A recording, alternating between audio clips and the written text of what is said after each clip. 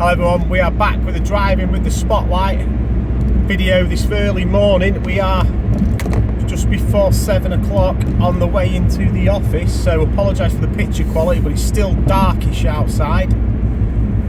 And we are going to have a quick chat today, nothing too major I don't think, about the Porto game. What do I think to this Porto game tonight? Away in Europe has got to be one of our biggest sticking points over the last couple of years. We all know about Eric Ten Hag. Something like the last 9 games in Europe we've won 1. We all know we came bottom of the Champions League group last year and didn't even get into the Europa League from that. We won't get into that. I've mentioned it thousands of times why that is completely and totally unacceptable. But into this game today, I think I said it against Spurs, we all know that this team and Eric Ten Hag seem to get results when the most needed. And there's a lot of reports out there about Ten Hag's got these 2 jobs to save his 2 games to save his job. Well, it's the most obvious thing that the media are going to come out with ever, innit? Of course they're going to say that, like everyone's saying Romano's saying it, it's possible he's going to stay and all this lot, but the reality is, what's the difference between tonight and Saturday or Sunday than Monday morning? There isn't one. We know for a fact this team could win tonight and they could beat Villa at the weekend, but whoever we've got the week after that, I don't know who it is, I haven't looked at the fixtures, Brentford or someone, we all know we could go to Brentford and lose again because he pulls results out of his rear end when he needs them somehow. I think we'll get a draw away at Porto today. That's my early score prediction. Obviously Bruno Fernandes' red card has been rescinded, so he is available to be picked. People, including me, I would have rather see the team for 3 or 4 games without him. I'm not going to lie. I want to see this sample size of games. It's 3, 4, 5 games without Bruno Fernandes in the side. But the problem is we all know what would happen if we lost tonight and at the weekend and Bruno didn't play and we were crap. Everyone would just say, oh, Bruno's not playing, we were rubbish, like every time he plays we're good. The fact is he probably doesn't actually make any difference whatsoever, apart from we'd probably keep the ball better, but that's going off on a tangent about Bruno again, which I don't want to do. Quickly, what do I reckon the team will be? Well, I think he needs a result, obviously, for his job as a whole, and we need a result in the Europa League because we drew at home to FC20 in the last game. This is probably our toughest Europa League game, away at Porto. Some might say away at Fenerbahce, which I tend to maybe agree with, because over recent history at least, and I seem to think about ancient history as well, that we've never been great going away to Greece and Turkey as a side. It's hostile over there, I don't know what it is, maybe the heat, I don't know. We've never been brilliant away against teams like Fenerbahce. Jose Mourinho's the manager, I think, of Fenerbahce as well, and he's some added impetus for them to get a result at home against United, who are failing at the minute, and especially flailing in Europe. So there's many reasons why we need a result tonight. If we'd have won the last couple of games and we beat 20, I think a point away to Porto wouldn't be a bad result. But the facts are, people probably, a point away at Porto is still not a bad result for the team. But Ten Hag's on such thin ice, he needs results. Like, I don't think that getting 2 wins is enough for Ten Hag. We need to get 2 wins and play well. I mean, who would my team be? I've not really thought about this. I'm doing it off the fly while I'm driving it. Onana, obviously, because who else you putting in? Bayern, we don't even know how good he is because he's never been given a chance. And then you've got to go Mazwari and Delo, haven't you, as full-backs, because we've not got any others. I probably would play De Ligt and Martinez, even though I have huge concerns about Martinez, and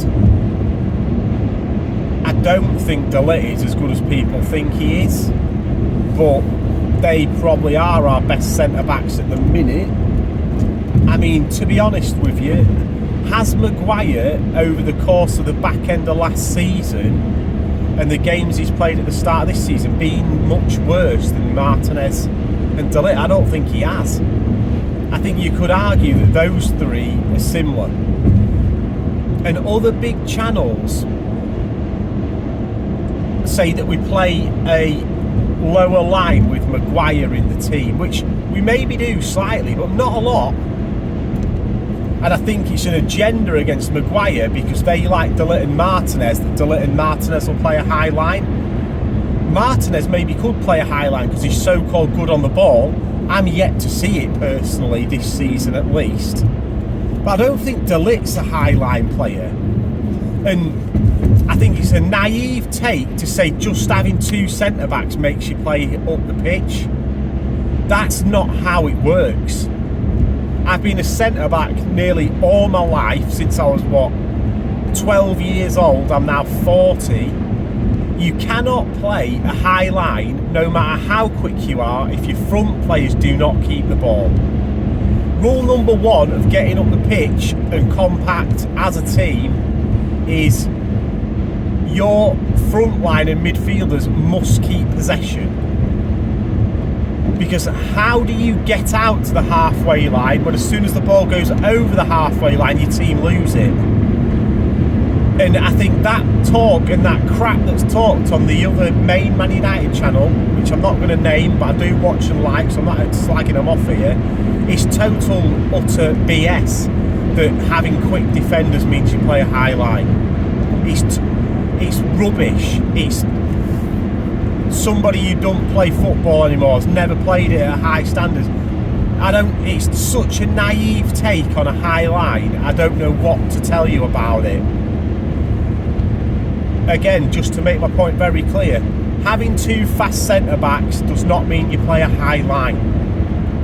Possession means you play a high line, and fast centre-backs help with a high line because they've got recovery pace.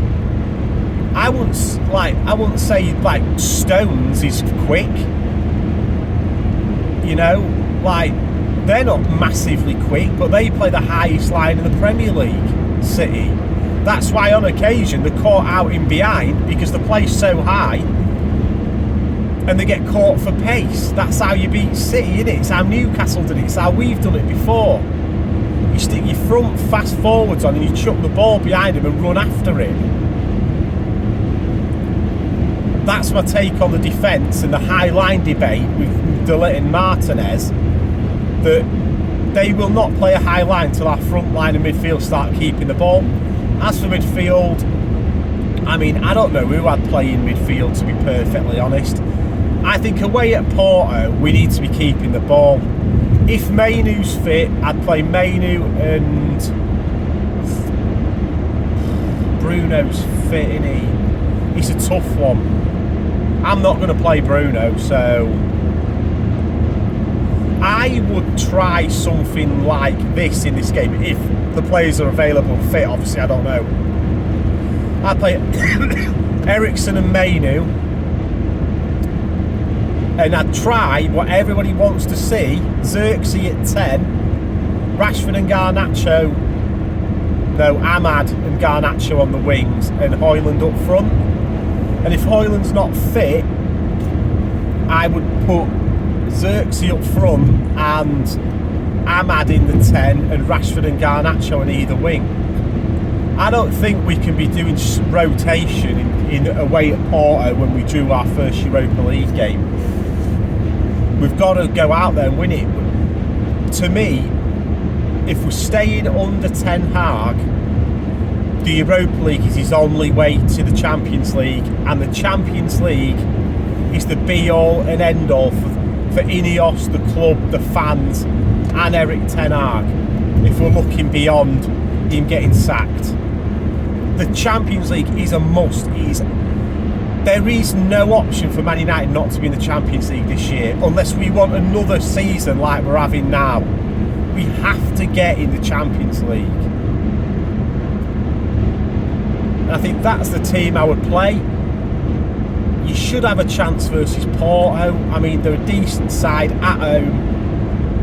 But you say we should have a chance against everyone, don't you, when you look at it on paper? But the reality of it is, you just don't know. We could go to Porto and win 2-0. And that is part of the problem, isn't it? You don't know what's turning up week in, week out.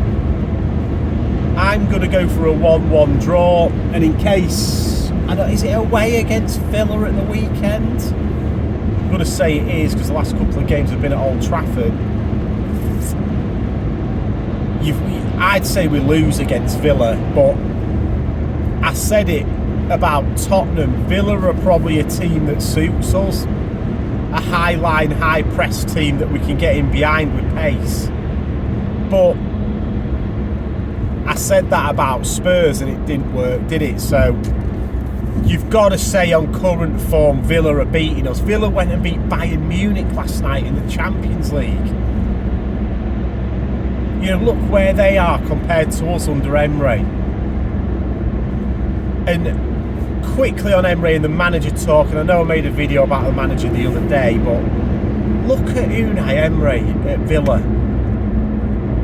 What he's done in a similar amount of time to what Ten Hag's done. He's gone in there, yes, they've spent money, but they've also had to sell people. Was it Douglas Luiz, one of the Premier League's best midfielders last season? They sold him to Juventus for FFP, and they're still doing what they're doing now with more games and they're playing in the Champions League.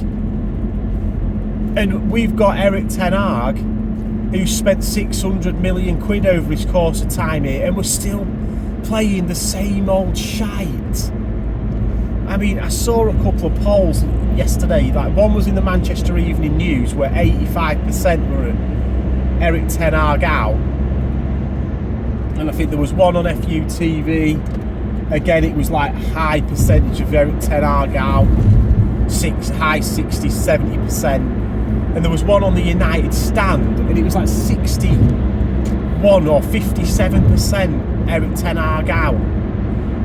And I think these polls show you how channels and fan bases that watch certain content are swayed, because clearly the people who are reading the Manchester Evening News are going to be mainly Manchester locals and probably Man United fans, and they're 85% out.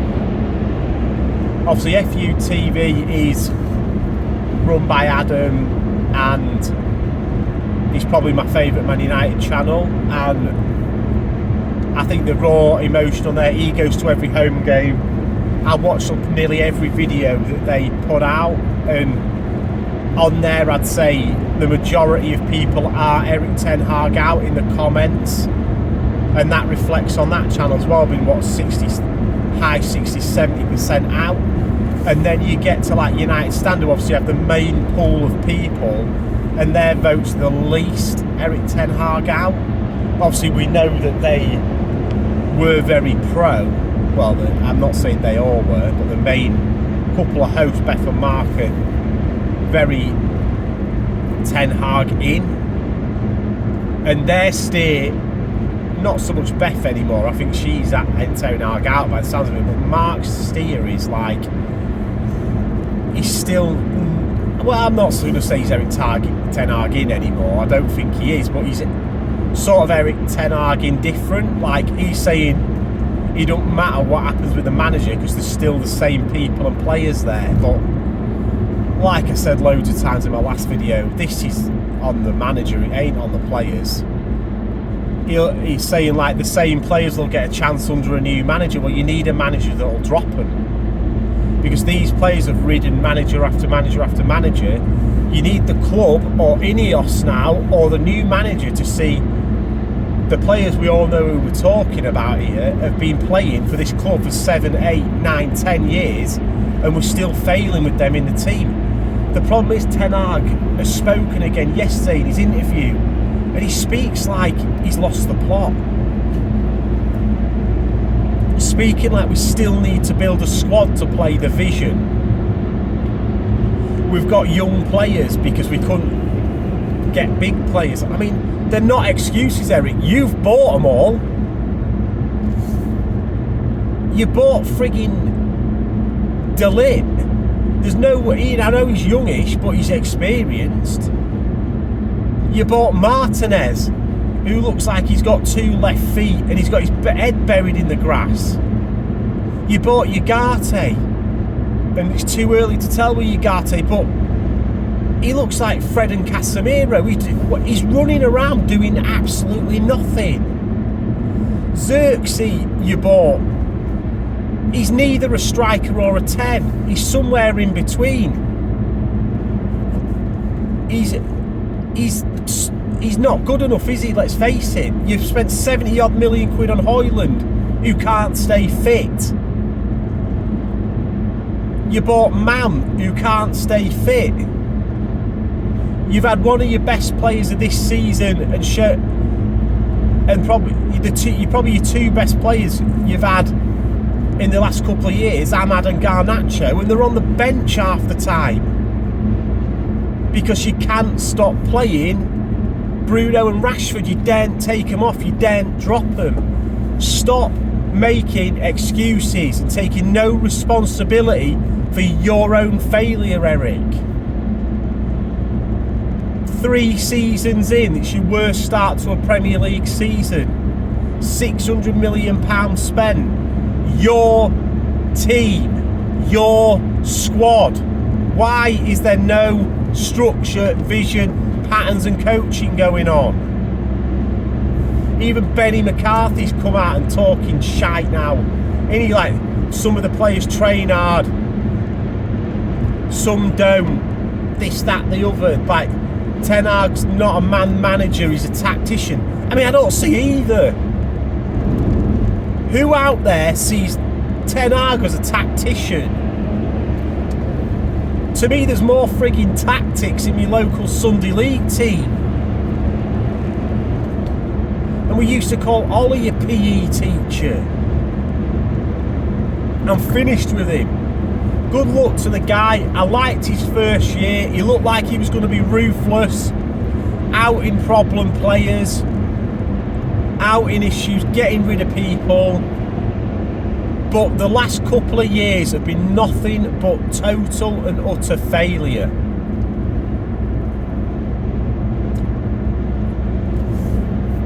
And I went on a manager rant again there. And I missed off a manager in my last video, which is actually the manager I would be after, and it's Nagelsmann. He's only in the Germany job. I would, even if he wants to stay with Germany for the next 2 years, surely Nagelsmann can oversee Germany while he's Man United manager. You know, allow him to do something like that just to get him in. International football cannot take a manager's full time. You know who's good, who's on form. You can see it. Like, you don't need to be going to loads of games and whatever. You're on your way from. You know what I mean? Surely there could be some arrangement made there to allow him to still manage the World Cup if that's what he's desperate to do. But for me, I'd be getting Nagelsmann out of Germany. He's young. He's probably the most up-and-coming manager there is. He's highly regarded. He was chucked out of Bayern because of his views on the transfer strategy and the way the club was going, not because of his performances. He seems to be turning Germany around a bit as a national team after quite a few years now where they've not been very good. I think he's got to be the next one in line. To me, you either go Nagelsmann or you give someone like Tuchel a very short contract and let him go in there and rip the dressing room apart. Those are my 2 options. But what we on now, 20 minutes, I'll stop there. 1-1 tonight, 2-0 loss at the weekend, and I'll probably have another video out now either Sunday or Monday to talk about these two games and what's actually gone on in them, and probably the state of Eric Ten Hag's current employment status. I will see you on the next one. Like, favourite and subscribe. Sorry about the picture quality, it is dark, I can't do a lot about it. Thank you very much and see you later.